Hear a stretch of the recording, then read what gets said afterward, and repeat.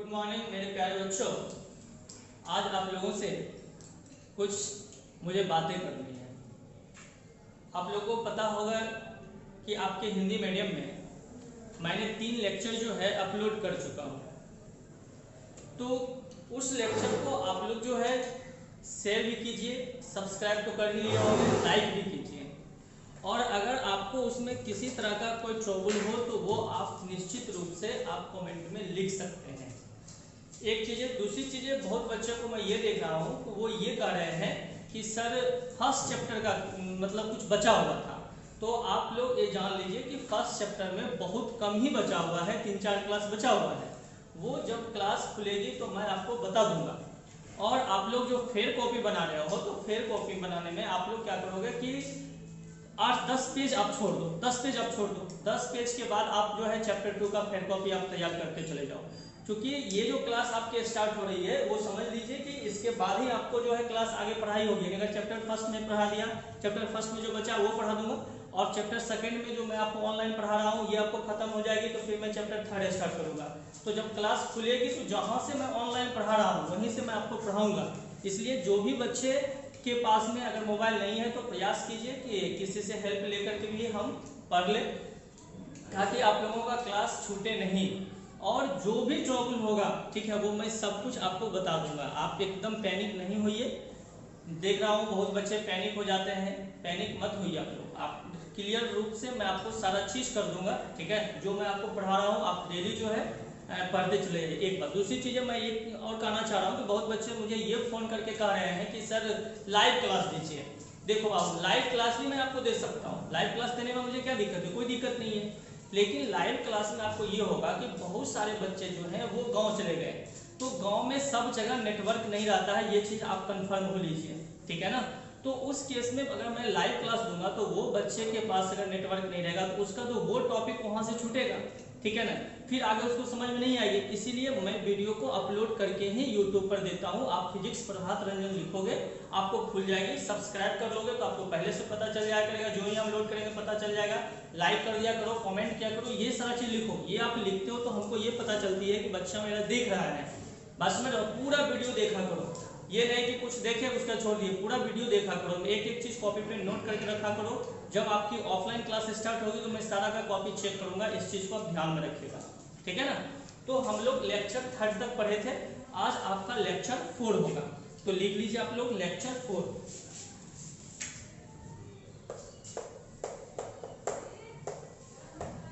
Lecture 4 लिख लिए। आप देखिए तो इस लेक्चर में आप लोग को पढ़ाऊंगा मैं विभव के अध्यारोपण का सिद्धांत। विभव के अध्यारोपण का सिद्धांत। इसमें आप देखोगे कि किसी एक बिंदु पर डिफरेंट चार्ज के कारण जो पोटेंशियल प्रोड्यूस होगा तो उसकी क्या वैल्यू होगी, ठीक है ना। तो आप स्टार करके लिखो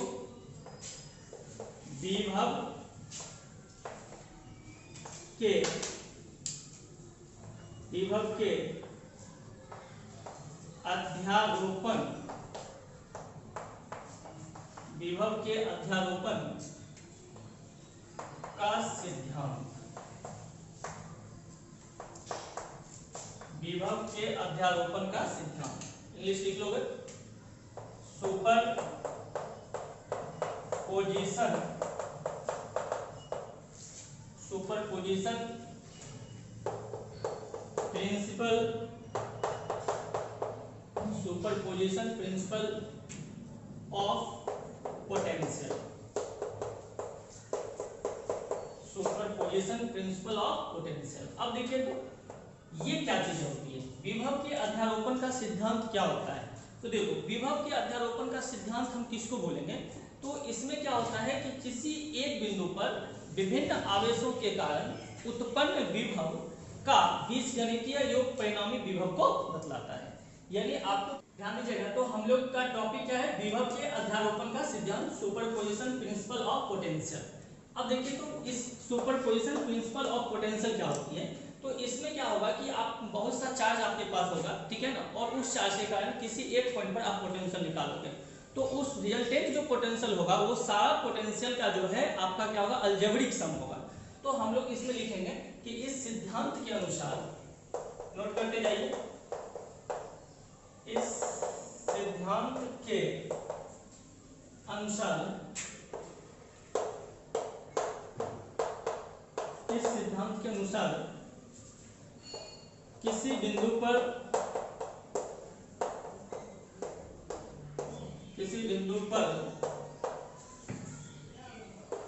अनेक आवेशों के कारण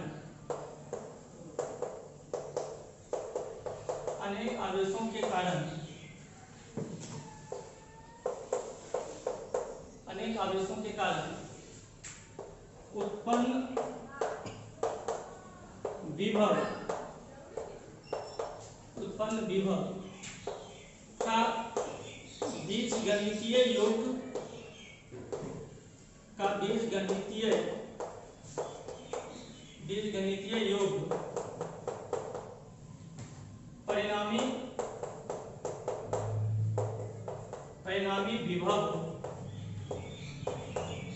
परिणामी विभव को दर्शाता है।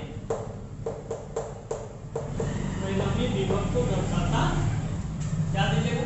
तो सुपरपोजिशन प्रिंसिपल ऑफ पोटेंशियल क्या है कि इस सिद्धांत के अनुसार किसी बिंदु पर अनेक आवेशों के कारण उत्पन्न विभव का बीजगणितीय योग परिणामी विभव को दर्शाता है।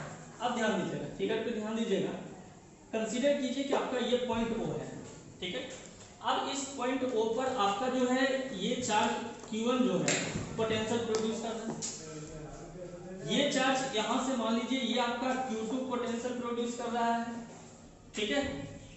और यहां से ये देखो ये आपका Q3 जो है वो पोटेंशियल आपका प्रोड्यूस कर रहा है। आप यहां से ले लो, ये मान लीजिए आपका Q4 है,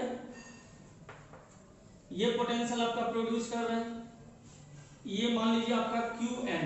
तब अगर आपको पूछा जाएगा कि पॉइंट O पर नेट पोटेंशियल क्या होगा, तो आप इसको कैसे सॉल्व करोगे?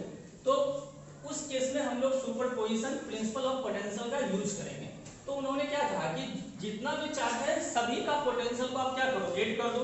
तो आप यहाँ नेट पोटेंशियल निकालोगे तो V इक्वल टू क्या होगी, ध्यान दीजिएगा, V इक्वल टू, आप बताइए, चार्ज Q1 है तो उसके कारण इस पर जो पोटेंशियल होगा वो तुम्हारा क्या कहलाएगा, V1 plus V2 plus V3, ठीक है ना, प्लस V4, और इसी टाइप से आप कहां तक जा सकते हैं, N तक जा सकते हैं। तो Vn, इसी को हम लोग बोलते हैं सुपरपोजिशन प्रिंसिपल ऑफ पोटेंशियल। क्या बोलेंगे? Superposition principle of potential. Note कर लीजिए इसको।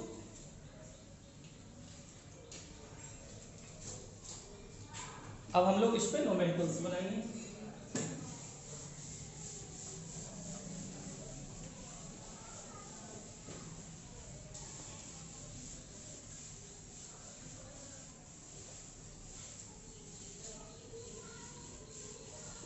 तो लिखिए, आप लोग न्यूमेरिकल लिखिएगा।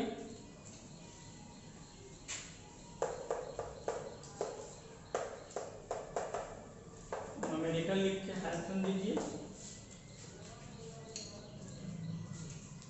लिखिए 5 into 10 to the power -8 coulomb एवं -3 into 10 to the power -8 coulomb आवेश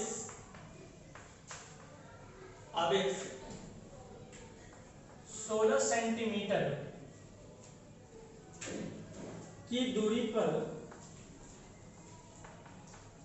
पर स्थित है।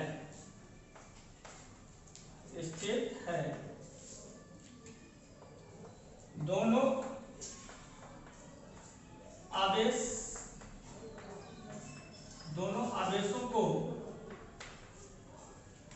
आवेशों को मिलाने वाली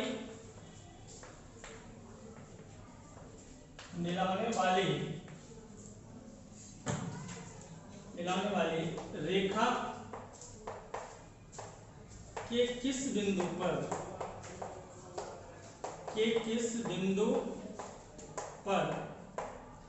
विद्युत विभव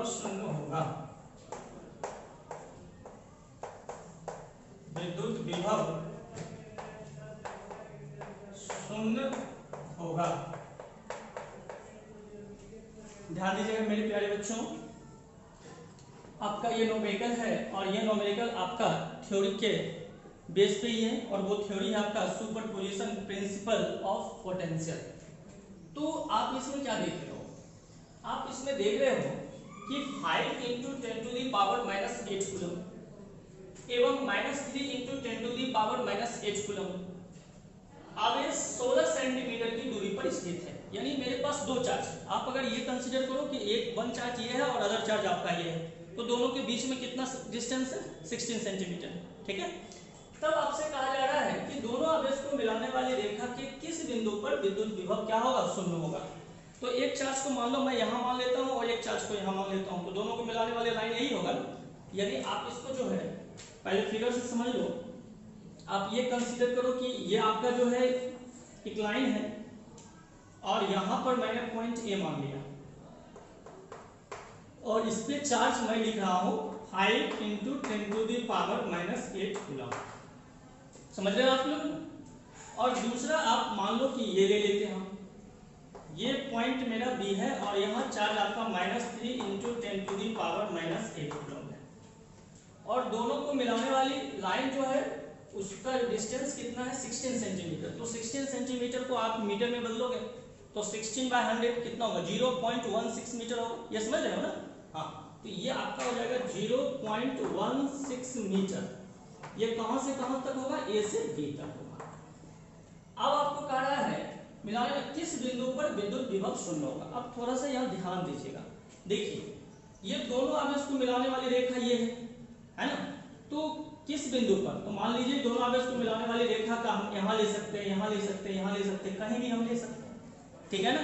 तो आप यहाँ पर क्या करो कि ये हम कंसीडर करते हैं कि मान लो कि मेरा विभव यहाँ पे शून्य है, इस पॉइंट पे मान लो। ये सी पर हमने क्या मान लिया? शून्य। जब आप सी पर शून्य मानोगे तब आपको यहाँ से क्या करना होगा? यहाँ से मान लीजिए कि मैं बी से डिस्टेंस इसको एक्स मान लेता हूँ, तो ये बताओ ये पूरा इतना 0.16 मीटर है, तो इससे डिस्टेंस कितना होगा?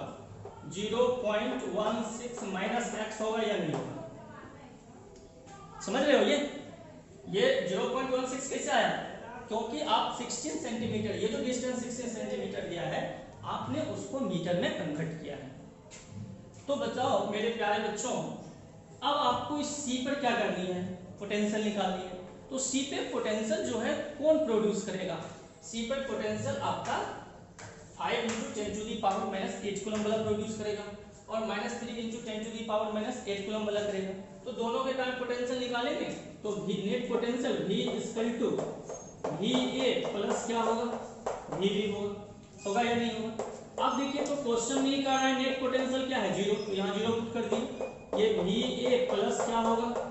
VB होगा। अब यहाँ के बाद देखो, अब आप इसको क्या लिखोगे? ये आपका जो है, ठीक है, ये जो आपका है इधर लाइएगा तो इसको -VA = आप यहाँ क्या लिखोगे? VB लिखोगे। अब देखो तो इसको हम क्या कर सकते हैं? -VA है ना, तो आप यहाँ पे कौन सा थ्योरी लगेगा? VA कहने का मतलब क्या है कि 5 × 10⁻⁸ कूलम के कारण हमको C पर निकालना है पोटेंशियल। यानी ये थ्योरी किससे रिलेटेड है? Electric potential due to a point charge, एक बिंदु आवेश के कारण विद्युत विभव। उसका फार्मूला हम आपको क्या बताया? तो 1/4πε0 Q/R, और या 1/4πε0 को आप क्या लिख सकते हो? K लिख सकते हो। तो आप यहाँ K लिख दो और Q के बदले क्या काम करेगा आपका? 5 × 10⁻⁸ करेगा बाय R आपका क्या होगा? 0.16 - x, ये आ जाएगा = अब B के कारण निकालोगे तो -3 पहले Q लिखोगे ना, ये K हो गया इनटू, उसके बाद आप देखो तो इसको क्या लिख सकते हो? इसको लिख सकते हो -3 × 10⁻⁸ बाय R के बदले आप क्या लिखोगे? x लिखोगे। तो K से K कैंसिल, 5 से आपका 5 तो रहेगा आपका, 10⁻⁸ से 10⁻⁸ आपका कैंसिल हो जाएगा। और आप इसके बाद माइनस से ये माइनस भी कैंसिल कर लोगे तो देखो तो आपको कितना बचेगा इसमें? 5/0.16 - x = 3/x, ये आपका है। अब आप देखो इसको सॉल्व करनी है तो इसको आप क्या लिखोगे?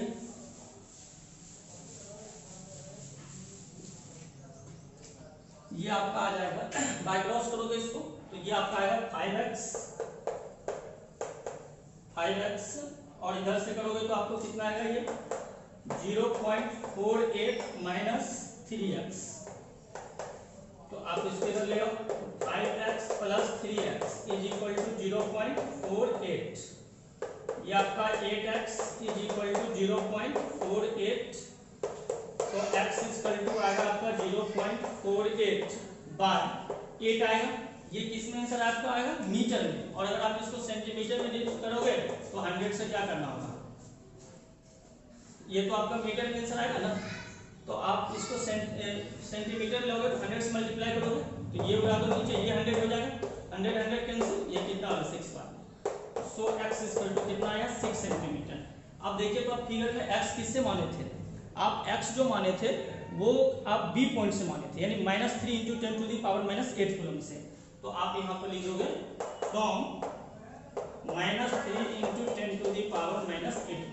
अब अगर कोई आपका 5 × 10⁻⁸ कूलम से निकालना चाहेगा तो टोटल कितना है 16 सेंटीमीटर, 6 इसमें माइनस हो जाएगा तो कितना है 10 सेंटीमीटर। आप ये नोट कर लो, x equal to 6 centimetre from -3 × 10⁻⁸ coulomb.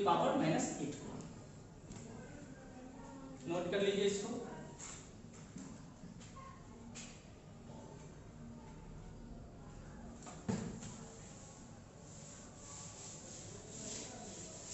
उसके बाद न्यूमेरिकल 2,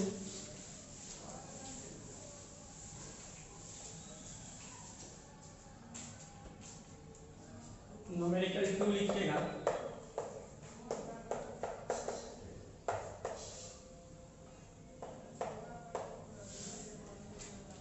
न्यूमेरिकल 2, अब देखिए तो इसमें क्या है कि मान लीजिए आपके पास एक समषष्ठभुज दिया हुआ है और उसके प्रत्येक कॉर्नर पर आपको 5 माइक्रोकूलम का आवेश है, ठीक है, और उसकी साइड 10 सेंटीमीटर है। तो आपसे पूछा जाएगा कि बताओ उसके सेंटर पर कितना पोटेंशियल होगा।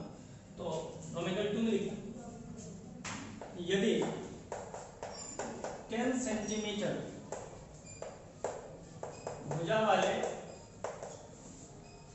किसी समषष्ठभुज के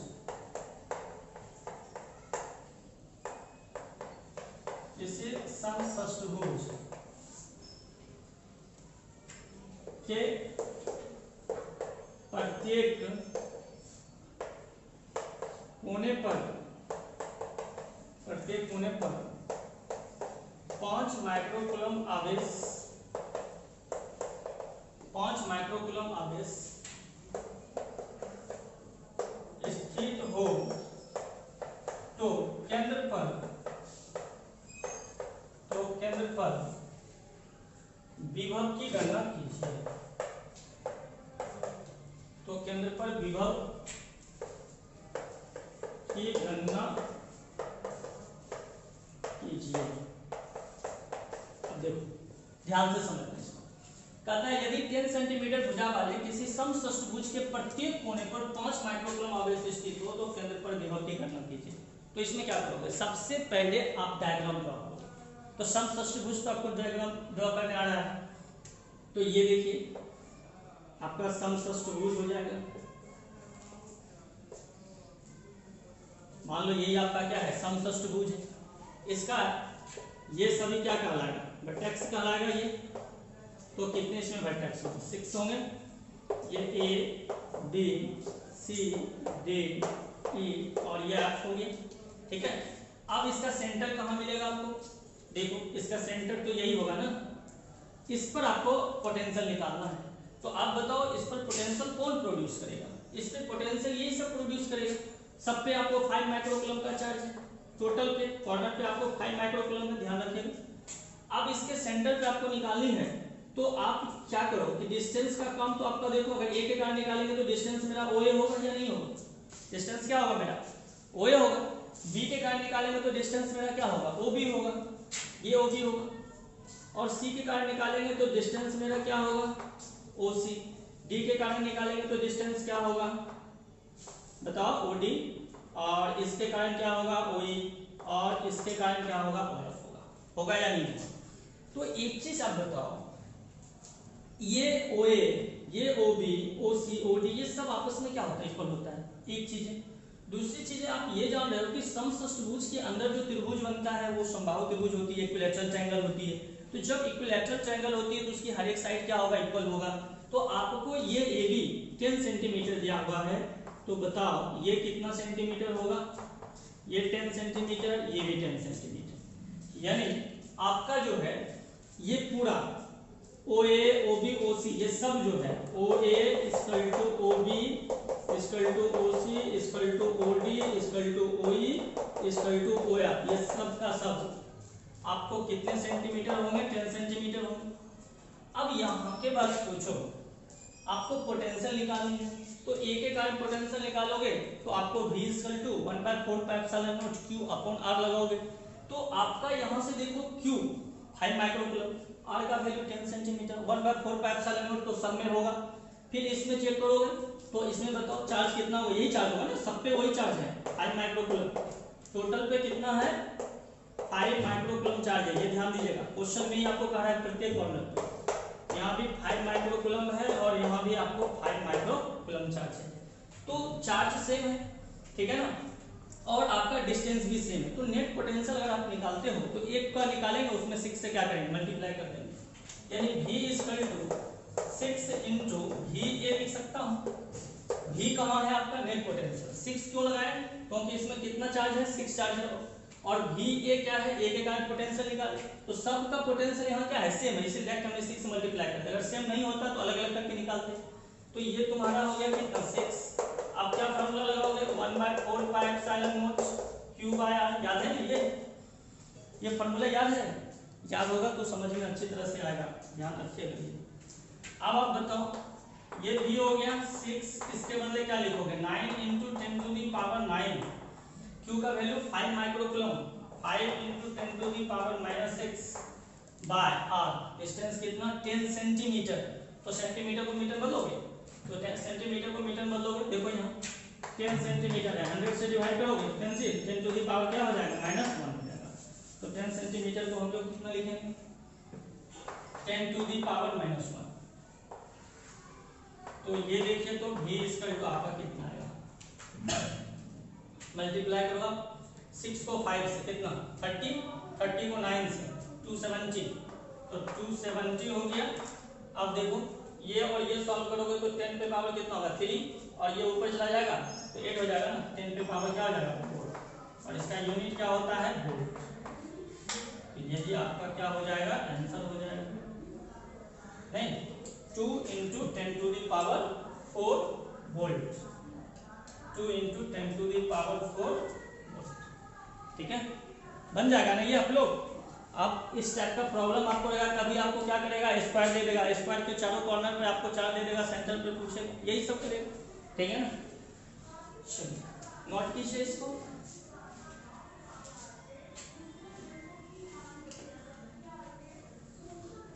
हम लोग अब नेक्स्ट टॉपिक चलते हैं।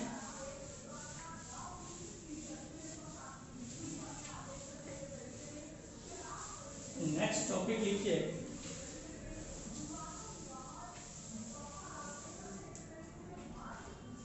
स्टार लगाइए। नेक्स्ट टॉपिक आपका है विद्युत स्थितिज ऊर्जा। देखिए विद्युत स्थितिज ऊर्जा,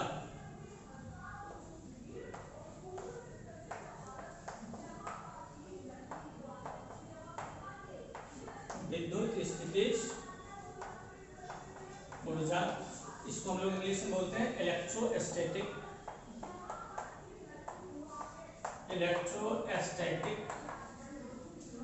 potential energy, electrostatic potential energy, विद्युत स्थितिज ऊर्जा। अब देखो ये विद्युत स्थितिज ऊर्जा क्या होती है, आप लोगों को स्थितिज ऊर्जा के बारे में 11th में पढ़ाए थे, ठीक है ना, कि किसी भी वस्तु के स्थिति और विन्यास के कारण संचित ऊर्जा स्थितिज ऊर्जा होती है। लेकिन वो जो था आपका ग्रेविटेशन चैप्टर में, बट आपको यहाँ पे क्या पढ़ना है विद्युत स्थितिज ऊर्जा। तो विद्युत स्थितिज ऊर्जा क्या होती है कि इसमें आप जो है आवेश को अनंत से विद्युत क्षेत्र के किसी बिंदु तक लाए हुए, तो जो वर्क डन आपको करना पड़ेगा वही आपका क्या कहलाएगा विद्युत स्थितिज ऊर्जा होगा। यानी विद्युत स्थितिज ऊर्जा को हम लोग डिफाइन कैसे करेंगे?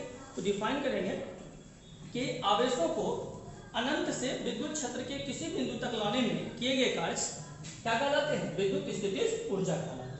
तो राइट डाउन, आवेशों को अनंत से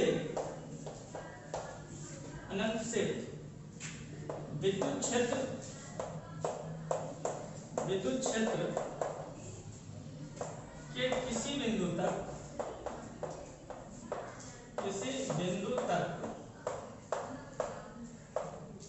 आवेशों को अनंत से विद्युत क्षेत्र के किसी बिंदु तक लाने में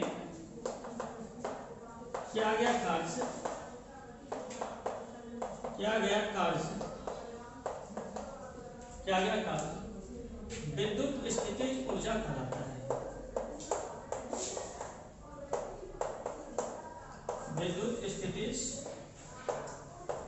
ऊर्जा कहलाता है। फिर से देख लो, इलेक्ट्रोस्टैटिक पोटेंशियल एनर्जी क्या होगा कि आवेशों को अनंत से विद्युत क्षेत्र के किसी बिंदु तक लाने में किया गया कार्य विद्युत स्थितिज ऊर्जा कहलाता है। अब देखिएगा नीचे लिखिए, इसे U द्वारा सूचित किया जाता है। इसे U द्वारा सूचित किया जाता है। इसे U द्वारा सूचित किया जाता है। अब नीचे एक्स्ट्रा पॉइंट्स लिखिए।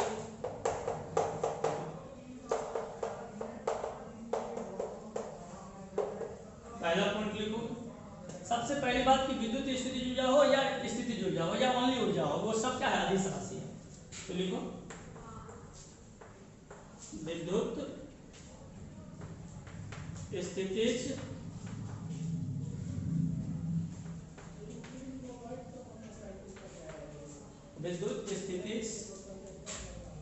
ऊर्जा अदिश राशि है।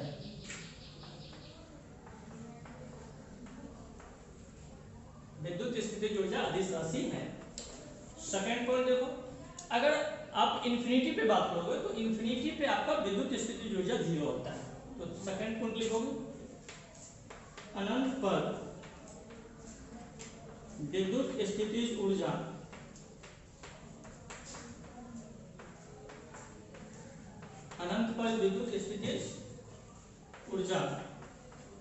शून्य होता है।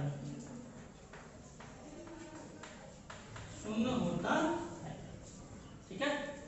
तीसरा पॉइंट देखो, अगर आप किसी सिंगल चार्ज को इंफिनिटी पर से लाते हो तो आपका जो है विद्युत स्थितिज ऊर्जा शून्य होगा, यानी एक बिंदु आवेश के कारण, ठीक है, विद्युत स्थितिज ऊर्जा शून्य होगा, यानी सिर्फ उसी को लाएंगे और किसी को।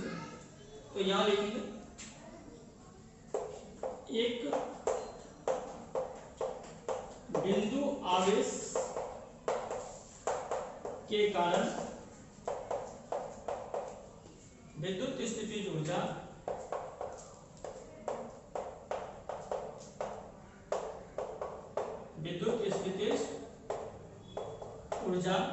शून्य होता है।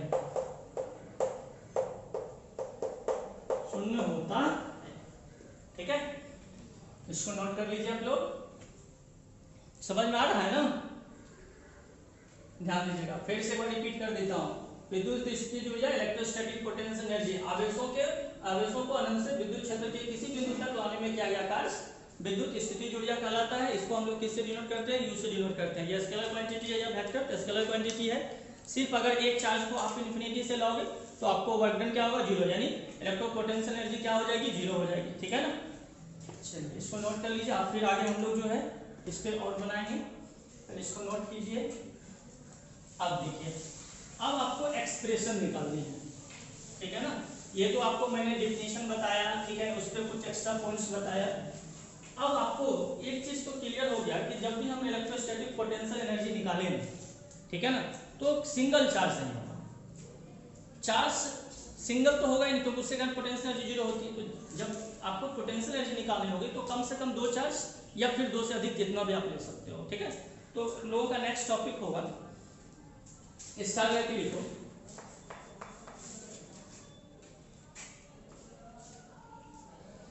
स्टारलाइट लिखना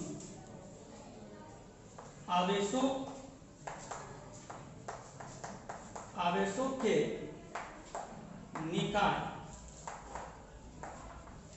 के निकाय के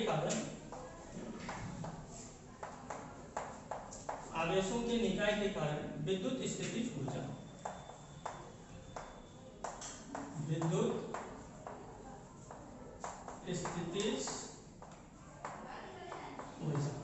आवेशों के निकाय के कारण विद्युत स्थितिज ऊर्जा। इंग्लिश लिखो ईपीई, समझ जाओगे इलेक्ट्रोस्टैटिक पोटेंशियल ईपीई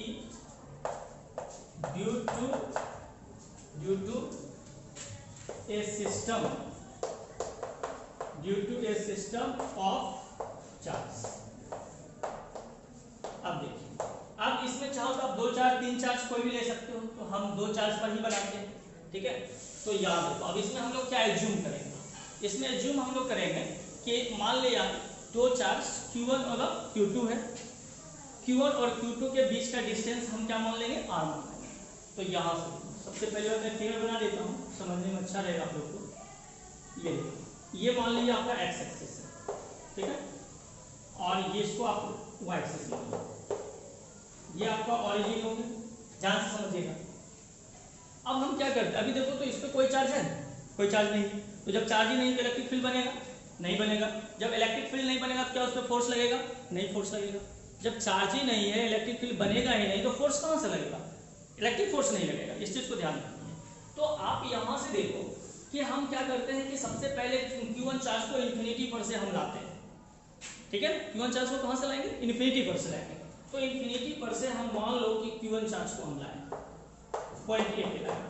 जब ए पे लाए तो इससे इसका पोजीशन वेक्टर हम मान लेते हैं, ठीक है, ये मेरा वेक्टर आ गया, कोई दिक्कत नहीं।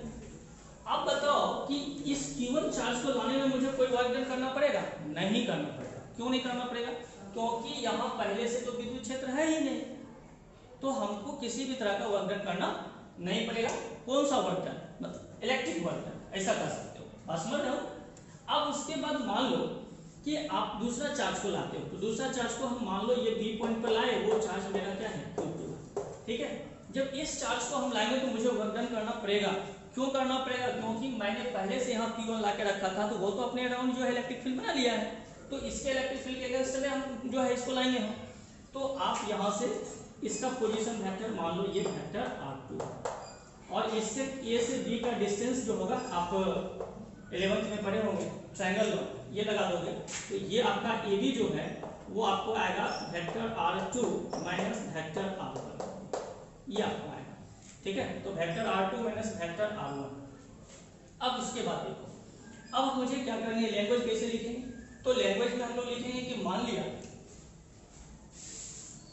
Q1 एवं Q2 दो बिंदुवत आवेश के बीच की दूरी AB है। Q1 एवं Q2 के बीच विद्युत स्थितिज ऊर्जा का मान प्राप्त करना, ठीक है। हम इन्फिनिटी से लाए, ये सब लिखने की कोई जरूरत नहीं है, तो आप यहां से लिख सकते हो कि मान लिया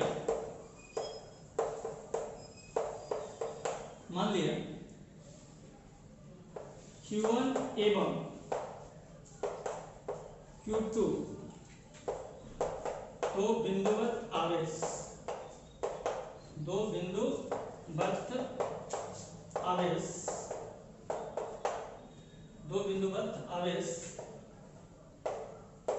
अनंत से लाया गया है जिसके बीच की दूरी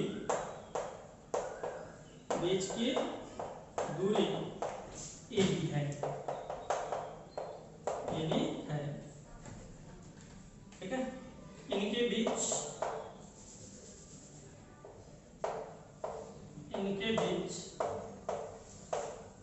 विद्युत स्थितिज ऊर्जा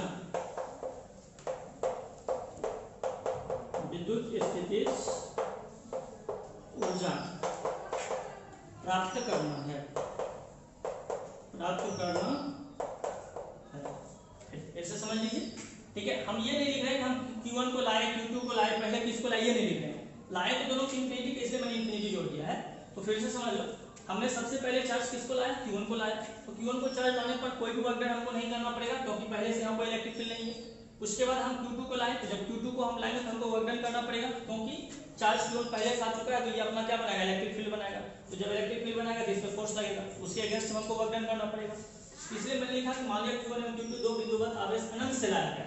ये हमने कोई जिक्र नहीं करना है हम पहले Q1 को लाएंगे पहले Q2 को लाएंगे, इसका कोई जरूरी नहीं है, ठीक है। जिसके बीच की दूरी आपका AB है, इनके बीच विद्युत स्थिति ऊर्जा प्राप्त करनी है। अब यहाँ पे बात ध्यान दो,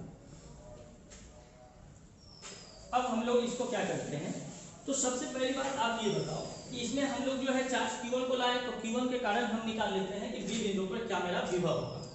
तो हम लोग लिखेंगे Q1 के कारण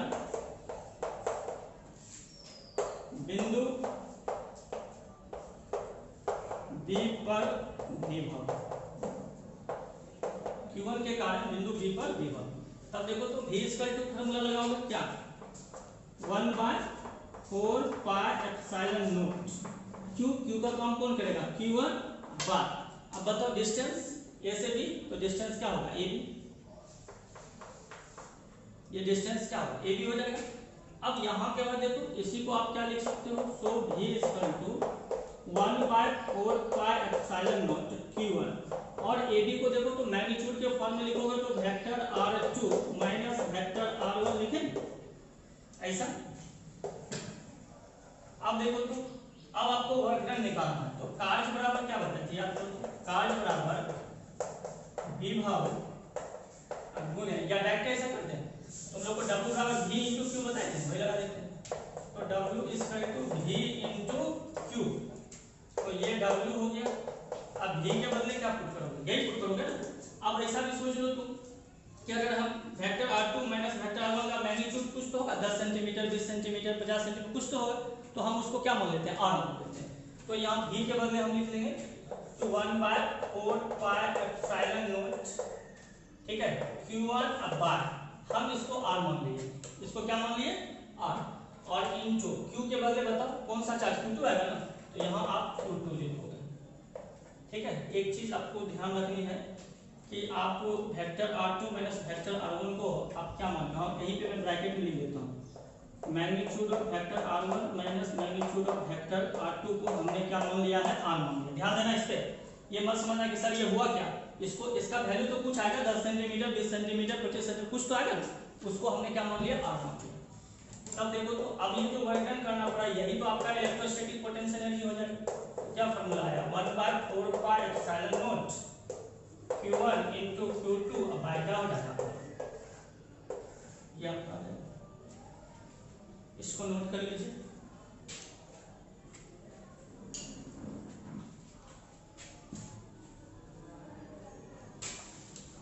अब देखिए, अब इसमें भी हम लोग कुछ एक्स्ट्रा पॉइंट्स लेते हैं, तो नीचे लिख लीजिए आप लोग एक्स्ट्रा पॉइंट्स। आप देखिए ये तो आपको मैंने प्रूव किया था, ठीक है। आप एकदम देखो सिंपली न्यूमेरिकल कैसे बनाएंगे, एक्स्ट्रा पॉइंट्स सिर्फ न्यूमेरिकल पे अगर हम लोग डिस्कस करें एकदम देखो इजी में कैसे कैसे न्यूमेरिकल बनेगा। कंसीडर कर लीजिए कि आपके पास दो चार्ज है, एक यहाँ Q1 है, यहाँ चार्ज आपका क्या है Q2 है, इसका डिस्टेंस तो कुछ पेमेंट करेगा, इसका डिस्टेंस मान लो R है। आप पूछेगा कि बताओ इसके बीच जो है विद्युत स्थिति ऊर्जा क्या होगा, तो दो को चार्ज है तो U इक्वल टू लगा देंगे डायरेक्ट फॉर्मूला क्या, 1/4 pi epsilon naught Q1 into Q2, और बताओ दोनों के बीच का डिस्टेंस यहाँ क्या है R, को R लिखिए, यही प्रूफ किए थे हम लोग, तो बस बहुत आसान से बन जाएगा ये। दूसरा देखो कभी कभी आपको ऐसा देगा, ठीक है, आपको ट्रायंगल दे देगा, मान लीजिए ये ट्रायंगल आपको दे दिया, ऐसा ट्रायंगल दे दिया, ये एक मान लो यहाँ चार्ज Q1 दिया है, ये B है, यहाँ चार्ज आपको Q2 दिया हुआ है, ये आपका C है, यहाँ चार्ज आपका Q3 दिया हुआ है, ठीक है। मान लो इसकी डिस्टेंस R1 दिया है, ये R2 दिया है, ये R3 दिया, आपको ऐसा दिया है। तब पूछेगा बताओ कि इस निकाय में विद्युत स्थिति ऊर्जा क्या होगी, तो आप क्या करोगे, तब आप कुछ नहीं करना, यू यहाँ पर लिखना है। सबसे पहली बात खोजना है कि इसमें कितना सिस्टम बनेगा, सिस्टम समझ लो, जोड़ा। तो किसका किसका जोड़ा बनेगा, एक बार देखो ए से बी का जोड़ा बनेगा, ए बी का जोड़ा, उसको हम 1 to b लिख सकते हैं। तो एक बार इसके बीच निकलेगा तो यू लिखे, माने तुम ए बी लिख दो यहाँ पर, तो हम यू ए बी लिखे प्लस। अब बताओ और जोड़ा बनाओ कैसे, किसके साथ पेयर बनेगा, एक बार इसके साथ बन जाएगा तो यू ए सी हो जाएगा प्लस। अब बताओ कहाँ बनेगा पेयर, इसके बीच बनेगा तो ये आपका यू बी सी हो जाएगा। और कहीं बनेगा, अब नहीं बनेगा। तो ये तीनों का पोटेंशियल एनर्जी निकाल देना है किस फॉर्मूला से, 1/4 Q1 Q2 R से, आपका रिजल्ट आ जाएगा। इसी में कभी आपको स्क्वायर दे देगा, ठीक है ना। तो आप लोग इतना तक रिवीजन करके आओगे तो मैं आपको अगले लेक्चर में इस पर न्यूमेरिकल्स बनवाऊंगा। और एक बार फिर मैं रिपीट कर रहा हूँ कि जो बच्चे क्लास नहीं कर पाए थे वो लेक्चर 1 से ही देखना, ठीक है। और आप लोग जो है 10 पेज छोड़ दीजिएगा और उसके बाद चैप्टर 2 का फिर कॉपी बनाइएगा। निश्चित रूप से लाइक भी कीजिएगा आप लोग, ठीक है ना, कमेंट भी कीजिए उस पर, ताकि हमको पता चलते रहे कि आप लोग एक्टिव हो, ठीक है। तो thank you, best of luck.